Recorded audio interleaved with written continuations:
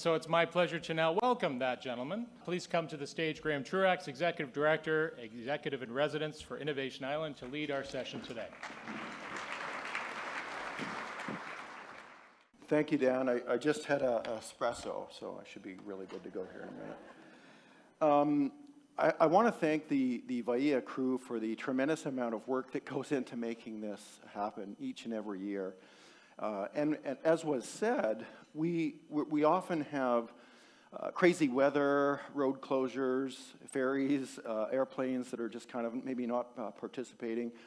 We have, in some cases, hundreds of kilometers for folks to come here.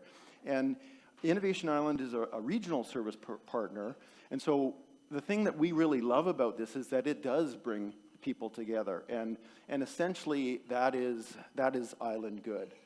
Now, for this session, for sake of time, I have two I'm going to say colleagues that are going to join me here momentarily to cover some additional stuff about this big topic that everybody's either excited about or worried about.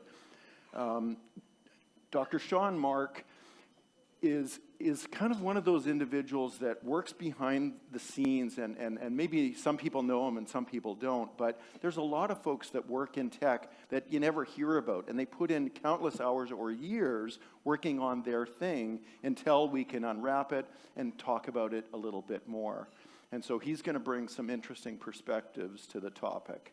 A colleague, Lauren Evanow, has been dealing with tech and innovation stuff since the 80s, and she's an interesting individual working behind the scenes as well. She's as comfortable talking to Deepak Chopra about some really heady things as she is being super quiet, working in the lab, talking to no one for months on end. So she's going to kind of be our closer, and then what we hope is to get some really great questions from the floor. So, in starting this off, I thought, hey, of course I'm gonna talk to ChatGPT, and this is a little prompt that kind of I thought would be fun to say, hey, what would we create if we were zooming out of this conference, and what would that look like? And so with that paragraph, that exact paragraph that I just showed you, ChatGPT with DALL-E 3 produced this image, like. Took me about 60 seconds to think of some shit to say, and then it took about 90 seconds for it to process that, and then all of a sudden we had this wonderful image, which is a little heady, and I kind of saying, what's with the kiosk? But I think the thing with the kiosk is that you get these little tickets, and then you do all this spinny stuff flying around up there, so that's my idea. So what I'm going to do with this, 45 minutes or 30 minutes, there's almost no way to cover this stuff, but we're going to take this big flyover to try to touch on a few things that some of you might know about, other things that you might not know about, and then I'm going to kind of have a bit of a call to action for folks to try to engage with this stuff. So that's another image that I thought, yeah, pretty damn good. Okay, where am I going to start? So how about this? So a few weeks ago, my toaster broke, but more correctly, I broke the toaster. I kind of forgot that it had that little tray thing that you needed to empty, and so I kept on forcing it down until it broke, and so I thought, okay, now get a new toaster. And then I kind of said, what does AI have to do with toasters? What does AI have to do if you're in the toaster business? And I kind of thought, okay, there's some boring things like it could help with sales and marketing or legal and accounting or stuff like that. But, boring, that's pretty classic. So I kind of said, okay, why don't I just have a little chat with ChatGPT, and let's kind of mix this up a little bit. So I did. And Good afternoon, Graham. What an intriguing question. Let's break it down a bit. AI could revolutionize the humble toaster in several ways. One possibility is to integrate sensors and machine learning algorithms that analyze the moisture content and density of the bread, optimizing the toasting time and temperature. This could lead to uniformly perfect toast every time. However, if we look at more futuristic approaches, The concept of food replicators, similar to those in Star Trek, could make traditional toasters obsolete. Current developments in 3D food printing hint at this direction, although we're not quite there yet. Even with food replicators, though, there would still be a need for the actual process of toasting, which adds flavor through the Maillard reaction, a chemical reaction between amino acids and reducing sugars during cooking. This is something a simple replicator couldn't achieve without some sort of cooking function. To close, as you humorously pointed out, no matter how advanced toasters or food replicators become, they're ultimately all about the jam, or whatever topping tickles your fancy. Technology might make the toast perfect, but the jam makes it personal. Would you like to dive deeper into any of these aspects? Yeah, okay, so all about the jam, and then the Maillard, I didn't know about that. Does anybody know about that thing? Some scientists in the room probably did, but okay, that was pretty interesting. That happened in just literally a matter of seconds, prompting it to talk about toasters and what the heck, AI would have to do with toasters. So, of course, I said, yes, I want to know more. It's always intriguing to explore unconventional alternatives for everyday objects, like a toaster. Here are 3 imaginative yet feasible ideas. 1, sonic crisping chamber. Utilizing ultrasonic waves to create rapid heat, this chamber would toast bread evenly and quickly. The technology is somewhat akin to ultrasonic cleaning devices, but tailored for cooking. 2, infrared conveyor system.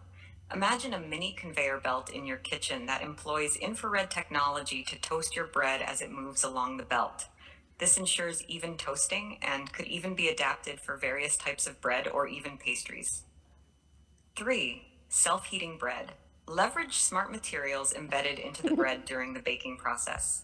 These materials could be activated with a simple touch or a smartphone app, initiating a chemical reaction that toasts the bread from within. Each of these ideas opens up a realm of further questions and potential issues, like safety and energy efficiency, but they offer a refreshing departure from the traditional toaster. Innovating everyday items can lead to unexpected and often beneficial discoveries. Okie dokie. So in a matter of seconds, that's the kind of response you can get now when you actually talk to ChatGPT. You can pick the voices, so I'm not going to say he or she, but that's your choice. But that's kind of wild, and so it kind of got me thinking: what would Alan Turing think about this? Has this passed the Turing test? They keep changing the rules for the Turing test to bring about what is artificial general intelligence, which we'll leave alone for right now. But that's kind of like crazy because it was really quite accurate. So, for the fun of it, some of you maybe over the years came to one or two of the sessions that I've done on Futurescape stuff. So I have just a slight little reflection on that. In 2017-18, we did these. I'm not going to play this video, but if anyone came to that session, this is a really scary video, so I won't play it. But there were a couple things talking about software eating the world, AI eating software, and there was this little company that maybe some people have still never heard about, NVIDIA. This is now a $1 trillion company that makes the hardware that powers AI, and in 2017 it was worth $50 a share, and today it's a little over 400. So there was a little tip I gave some people there, but whatever. So, history of AI. Now again, only so many minutes here, but AI goes back to the 50s, where initial concepts of neural nets were put together. Don't have time for that. But then we got into this thing called machine learning, and now we're into this thing called deep learning, which ties to artificial intelligence. And so this sets the table for a few basic concepts behind this crazy magic box. It's been fed by everything that has ever been digitized. Like, think about that for a second. So if it could talk about a toaster like that, well, guess what? It could talk about a lot of other pretty interesting things. And so it's pumping this stuff out based on all of that, and I think everyone kind of knows that. But we have to ask ourselves a very fundamental question. Where do you want to be with this, right? We have a history of tech and innovation, going back to fire, that always has the good and the bad, the yin and yang. Fire will burn your house down, or it'll cook your dinner, right? So tech is very much like that. And so if you take an open-minded, responsible, productive, or a savvy approach to this stuff, then guess what? You will be less susceptible to the bad shit that's going to happen. Or you'll be able to control it, and there will be less bad stuff that's going to happen. And then if you're just critical or fearful or narrow-minded, that's going to shut this down. And guess who will become really good at it? The bad people, right? So this is a classic good versus evil thing, and this was a basic perspective that I wanted to share. And of course, I said, make me a picture of that. And it came up with that. How crazy is that? With just the same tiny little prompting, that's a pretty damn good picture. And no disrespect, but if I had to go and hire that out to make that picture, it'd probably take a long time to get that really done. So we want folks that are in that space to engage with these tools, as they probably are. Now, I touched on this fire thing. We have a cool session on fire in the conference tomorrow, but there's a thing called fire triangle, and basically it says, okay, if you take away one of these things, fuel, heat, or oxygen, you have no fire. Fire is comprised of these three core things. Artificial intelligence is effectively created by the data that it is fed, or that it learns on, which I'll talk about in a second, the algorithms that are doing these things, and the computing power for companies like NVIDIA that are making these things to do all of that stuff. So that's an interesting perspective to look at. And then wait for it. What would that look like, ChatGPT? That's pretty wild as well, right? So there's the yin-yang of the stuff that's happening, and then even some logs that we could burn, right? So that's kind of wild. As I mentioned, the history of this goes back quite a distance. So there was yesterday's AI, which does some things, and then there's today's AI. And basically, we're going from narrow intelligence and narrow application into more general and broad perspectives, which some people are calling artificial general intelligence. But it's based on some other things that I think all of us can really wrap our heads around. It's data availability, the hardware improving, software algorithms. Now, multimodal capabilities. I'm trying to show that here. So images, discussions, video, all of the different multimedia aspects of content is being plugged in and is going to be morphed in crazy, wild ways. Now, a theme of the conference here, industry collaboration. In the tech sector, despite what you may hear, there's a lot of collaboration and sharing of learning that happens very, very rapidly. So we have that transfer of learning, and scalability is something that I think is fairly obvious within what happens in tech. Now, something that's quite fundamentally different in many situations is that this is not just a query going out to a big database that's all saved and stored. That's not how it works. And again, this image, oh my God, like crazy. Like, who would have thought of that? So AI models are trained with kind of multi-dimensional representations of data that effectively allow for all of this creativity and assembly to happen to give you a conversation about a freaking toaster, right? So that happens very differently than searching a database that's been indexed. And then we get into a concept that I'm going to briefly touch on is the parameters that we would set. So if we were going to talk about this conference and we said, okay, there's tables and there's people and there's food services, those are roughly speaking, those are the parameters to a discussion about how you would work or create a conference. So probably get the idea there. Now, breaking that down a little bit more, again, beautiful image that talks about how these parameters then go into the weights that are applied to certain things that have contextual relevance to certain things.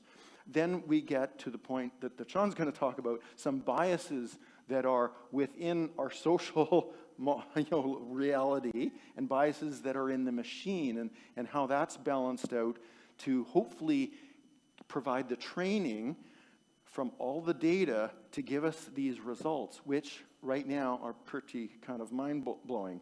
Then that ties to another simple concept of the fine-tuning.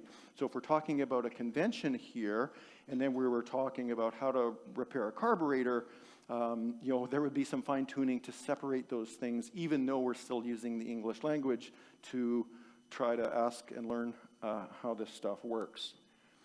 So the concept that's been kicked around that you're probably aware of is these things are called large language models. They're built in BASIC by the following things. Something called fill masking, which is to say, I walked into this big room and I went to sit down on a blank, and there were other people sitting down on blanks, and then some dude was talking about some stuff and blah, blah, blah, blank.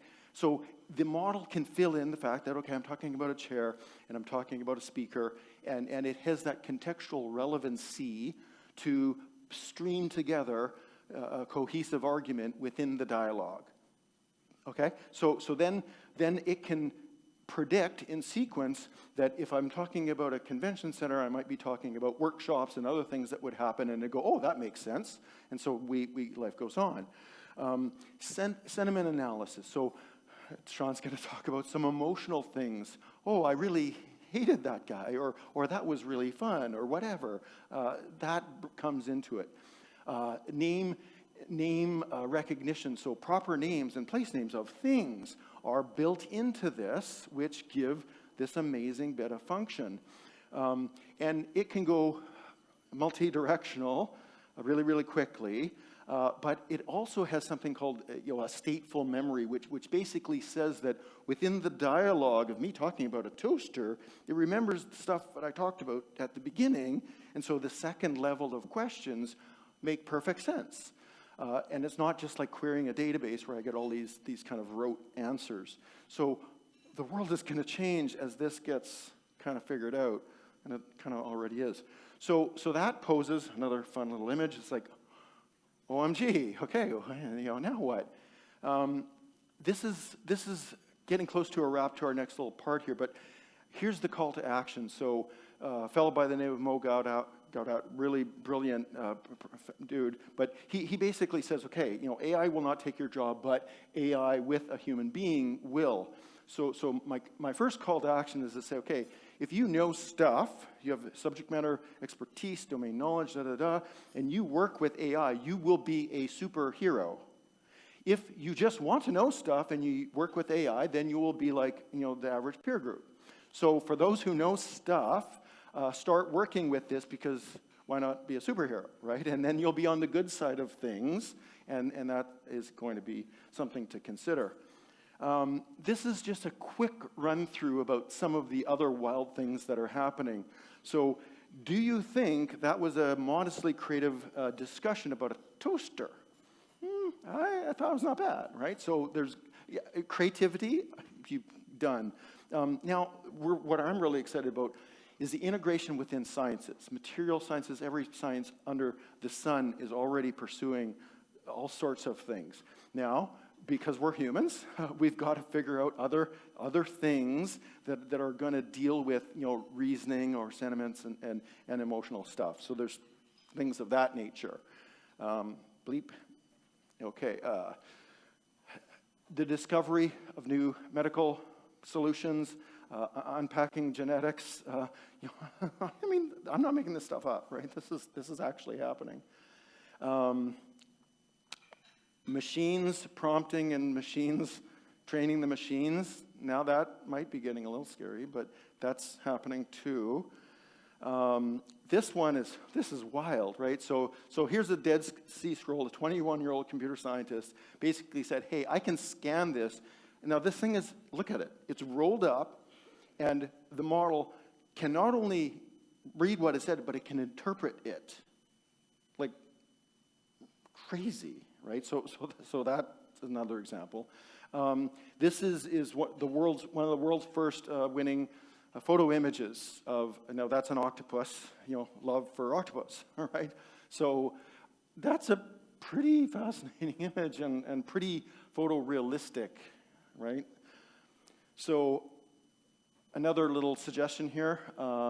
This fellow is a warden prof, and he now, from a warden prof perspective, has 100% absolute demands of engagement with all of his students, and full stop. And so he is actually a very interesting resource to consider and maybe read about, because he's taking a balanced perspective to how this is going to change education. Speaking of education, we have Salman Khan, who I think is just shy of Mother Teresa. And Salman Khan has now built Khanmigo, which is embedded artificial intelligence within the Khan Academy. And he's done it in a very basic way, teachers and students. And so you will now have, through Khan Academy, for free, anywhere on the world with modest connectivity, a absolute superpower under the nonprofit umbrella and brilliance of Salman Khan. So get your kids on that, or get on it yourself, because it's just amazing. Back to this Mo Gaudat fella. He wrote this one book that if you have any interest in anything, go get this book and read it, because it is a brilliant, kind of flyover with obviously a little bit more detail than I can cover here that you might want to think about. Now, to wrap this up, how perfect, how fitting, Toast and Jam in a heart. Thank you very much for this first part. We have a second part, and gotta love that image too. So, okay, thank you, and Dr. Sean Mark, come on up.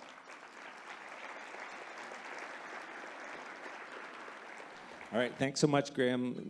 Does pretty much half my job or more for me, both in presentation and in real life. Can't thank Graham enough for being along on this crazy journey. Today we're going to do a bit of a deep dive on AI, and as Graham kind of gave us this awesome high-level overview of what AI can and cannot do, we're going to do a bit of a deep dive into the human psyche. Before we dive in, I'd like to take us down a trip down memory lane.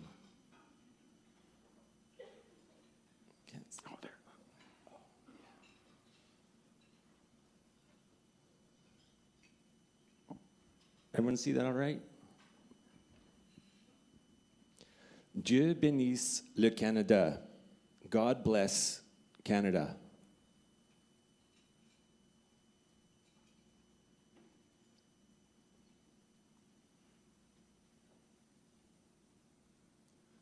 All right, so we really wanted to kind of start this presentation a little bit to frame up the last few years of the pandemic.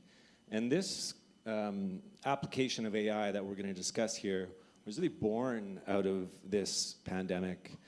And as a scientist, as an epidemiologist, actually, I'm watching the pandemic, and I'm just kind of floored by what's happening in the scientific realm. Now, being kind of a science geek gives me different insights into the pandemic than other people might. We all obviously had our experiences of that time. But what I distilled from that experience, from an emotional perspective, was if we ignore our difficult emotions, they'll take on a life of their own. So how does all of this, what does this have to do with AI? Well, let's take a look at this statement. So, if we ignore difficult emotions, they'll take on a life of their own. In AI right now, there is a massive emotional blind spot. And so we have a setup that is kind of eerily reminiscent to the setup we had during the pandemic.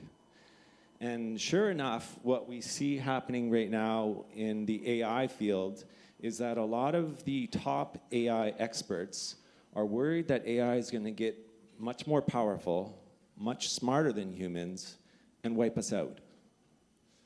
And that is not a minority opinion. That's a real concern among very smart people.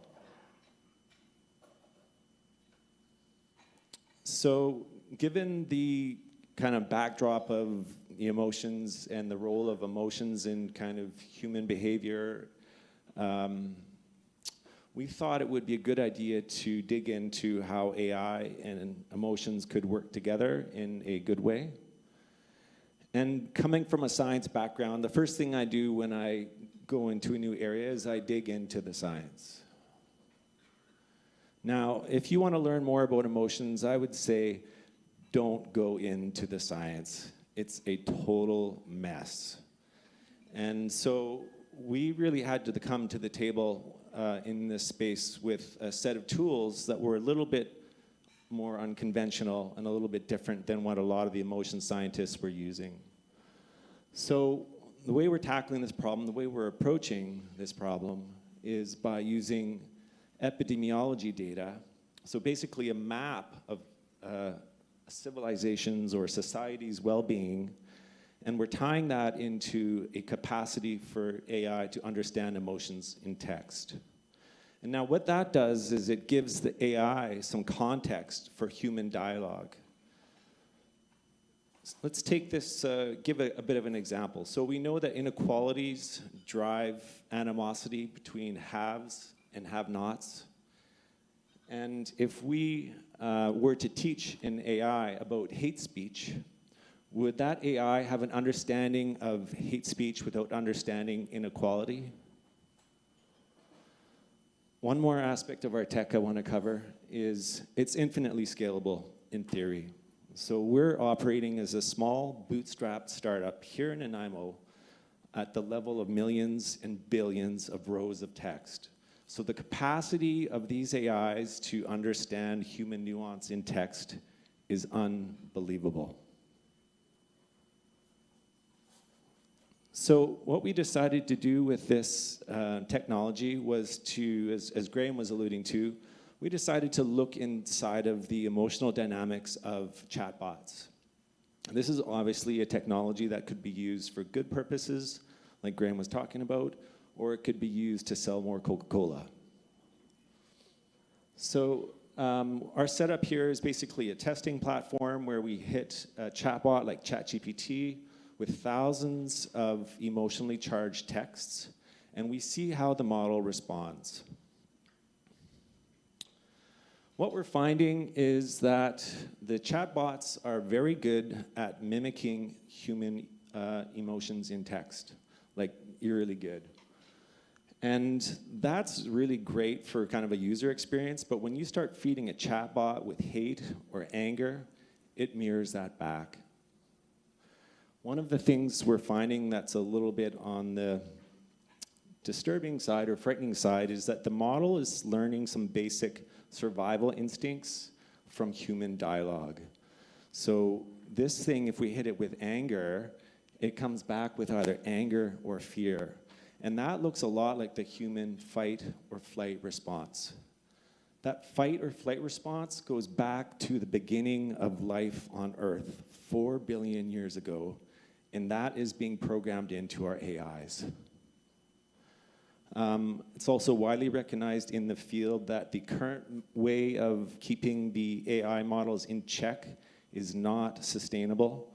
It does not scale, and it works great in the near term, but the reason a lot of these AI experts are concerned is because there's no scalable ways to keep these chatbots in check.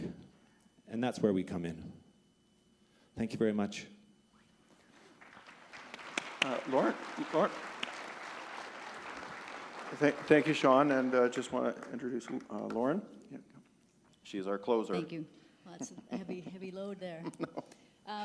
Welcome. Thank you, Graham. Thank you, Sean, for that presentation. Graham said I just was supposed to talk about my experience with AI, but it's kind of pales a little bit.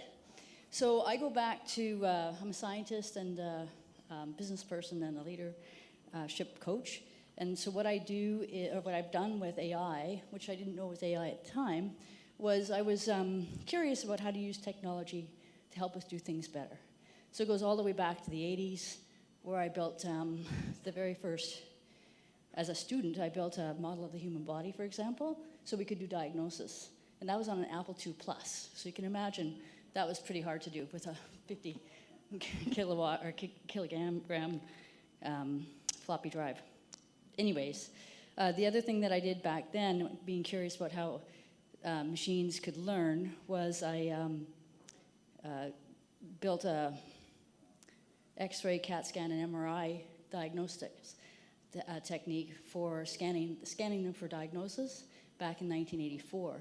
But the size of the computer at that time was about the size of a kitchen. So you can imagine we've come a long ways, as Graham said. Fast forward to now, because we went through an AI winter, I have used AI and built a model, a research assistant like ChatGPT and Bing and Bard, using Watson IBM. So talk about competition. IBM was ahead of the game in AI for many, many years, was the main company behind it, and they lost that race. Microsoft yesterday announced that they're going to be putting AI into their Azure program as well as for a subscription. I think you heard that yesterday in the news. So Watson was no longer a good platform to use that, so I used something. I wasn't able to find any more AI programmers because OpenAI had started, and you couldn't find a programmer if your life depended on it. So that's sort of the state of things, how things are. So the question is, how can you use and leverage the technology called artificial intelligence? Oh, I forgot one other project, which is kind of fun. I worked with Sophia the robot. How many people have heard of Sophia? So she's the first robot to have been given citizen status in the world. So we used, as scientists, we wanted to see how human beings interfaced with computers or digital surfaces, and if they had an emotional response, and Sean will be talking about that later. And we didn't think that we'd see a positive response with people interacting with a screen or a robot. But in fact, human beings do react well to a robot. So we programmed Sophia to work with students and children that were suffering from loneliness, which led to depression, anxiety, suicide, addictions, as a result of social media. So we built an avatar, and we did some testing there, and then COVID hit, and we had to end that project. Another little note, yesterday Meta was served with a lawsuit for their negative impact on children and mental illness. So speaking to what Sean is saying, can we use artificial intelligence, general intelligence, and generative intelligence to solve for some of the problems in society, taking into account that we're adding risks to society when we do that? So that's kind of how I'd like to ask those questions of all of you. How might you use it? And the best way to start using AI, since it's so available now, is just download the app. Look what Graham was doing with creative images. Look what you can do with creative language. Look what you can do with solving for problems and societal issues. And that's how I'll end that. Thank you, Lauren. So we have a couple of microphones that we hope to just get going here. So really, with the available time, if we have some time, let's just take some questions, because there's a lot of, yeah. Okay, this fellow over here. Yeah, thanks for that. One thing I've been really interested in, I think specifically like large language models, is this idea that eventually they could become their own poison pill. That as the AI-generated content proliferates in the internet, that the training data becomes AI-generated. And I'm curious to know your thoughts on that trend, and if that's a real possibility or if it's just hyperbole. Do you want to go first? That's a great question. I'm not sure there's any good answers for you in that. I do know that a lot of smart people have been talking about that. I know Paul Graham, one of the founders of Y Combinator, was mentioning something about that. I think it's fair to say we're in kind of uncharted territories for a lot of these issues. And unfortunately, we don't have a lot of past frameworks to really help us navigate the future with AI. So your question is an excellent example of that. Thanks.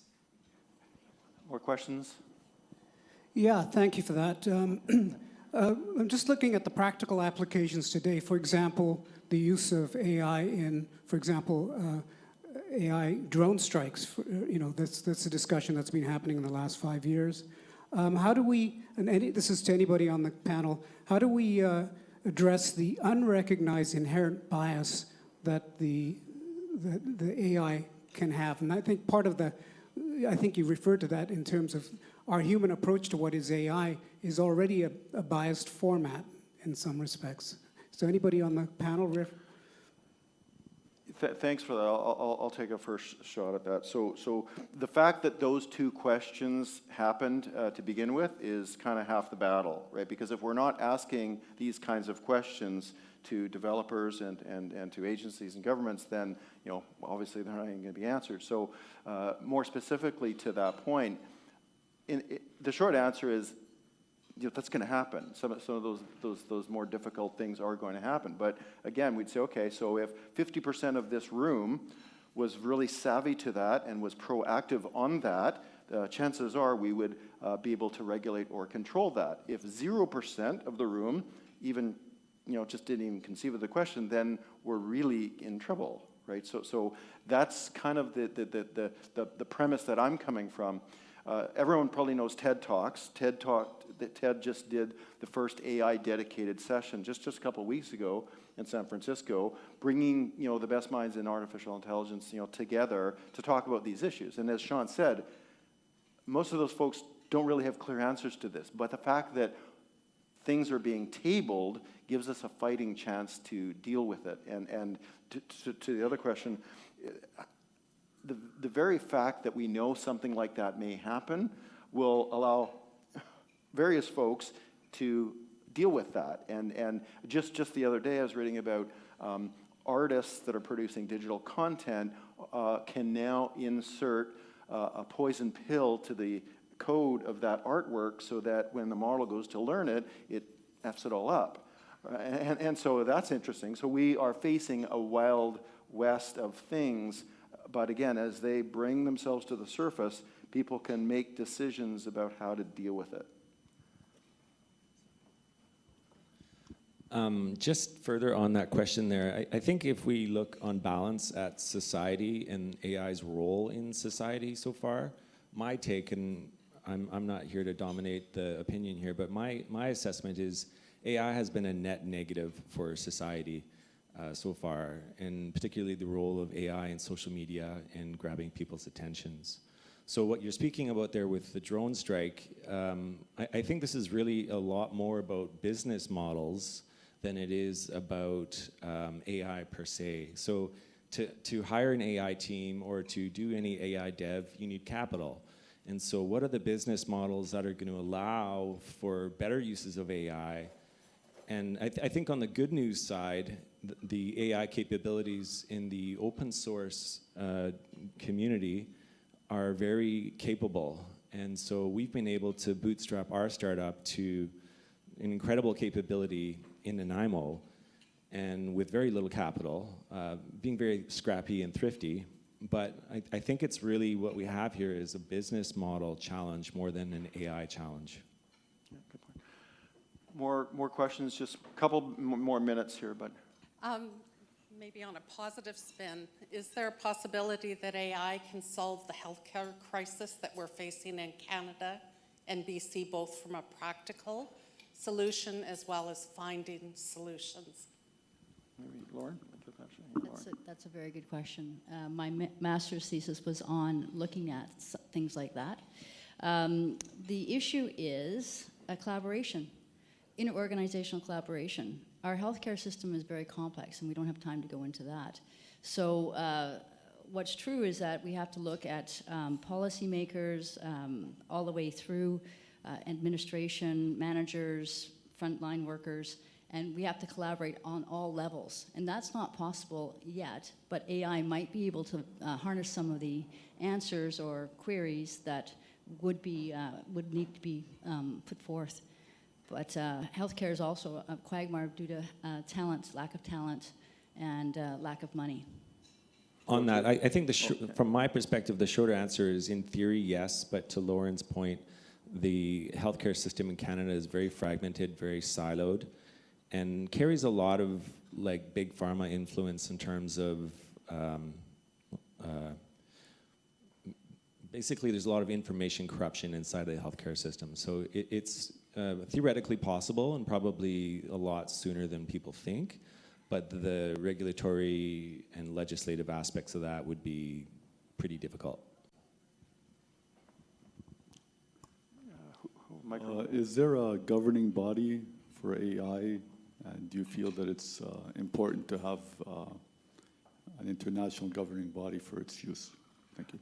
I'll answer that really briefly. So that is being discussed and possibly being developed, but I think many of you here might remember there was, not that long ago, U.S. Congress tried to understand social media and completely failed. So if they can't understand social media or how to regulate that, good luck with this.